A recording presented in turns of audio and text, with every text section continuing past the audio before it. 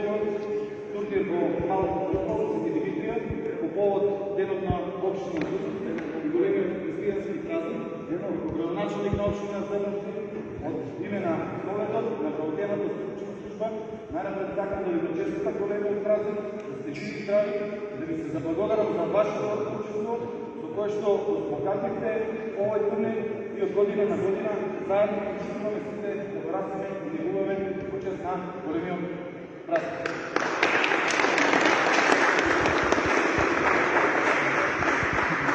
Ви се заблагодарувам за одржаниот спортски дух. Вие сте пример за идните генерации како треба да се однесуват.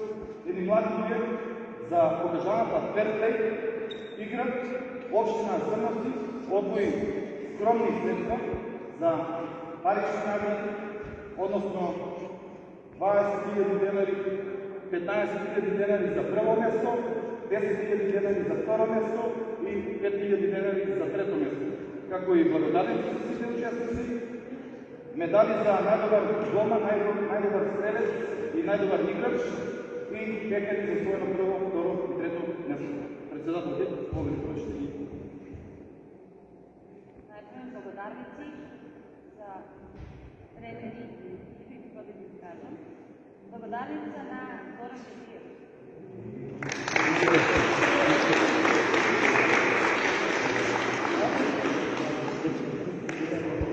Благодарница на Наталия Костарова.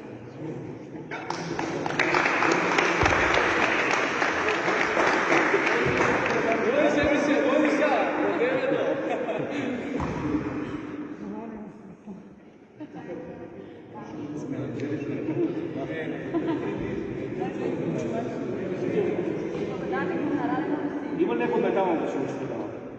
Не, некој? Трябва да има дискусира. Благодарница на Кота Юниор.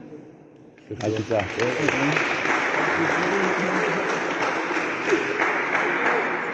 Благодарница на Яко Бойчев.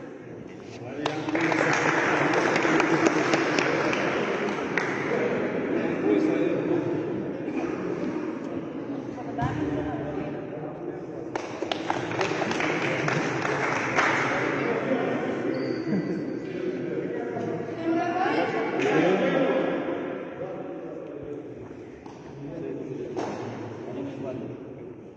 благодарница на Антонов. Литвия.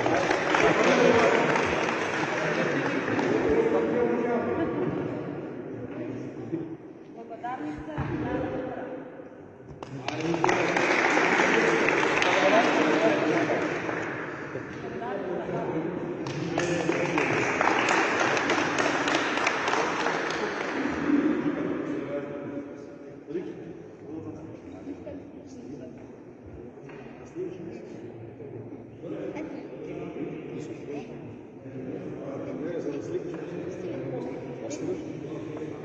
Најдобар голман Мануел Арсен.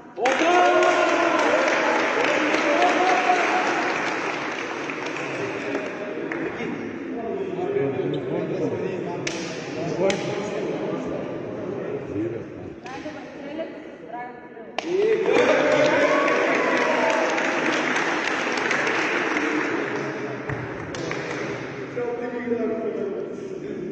Најдобар играч Тоше Косов.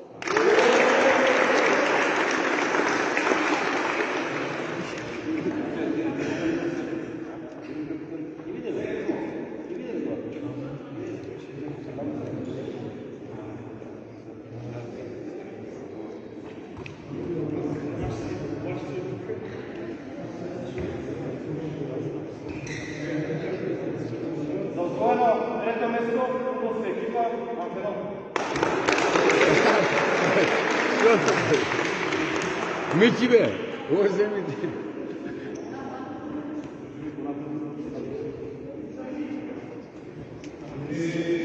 Освоено второ место на турнирот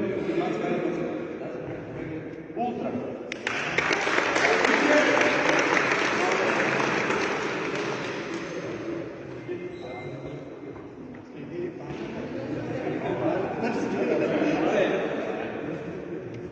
И финалист на победник Второ място Фабиан.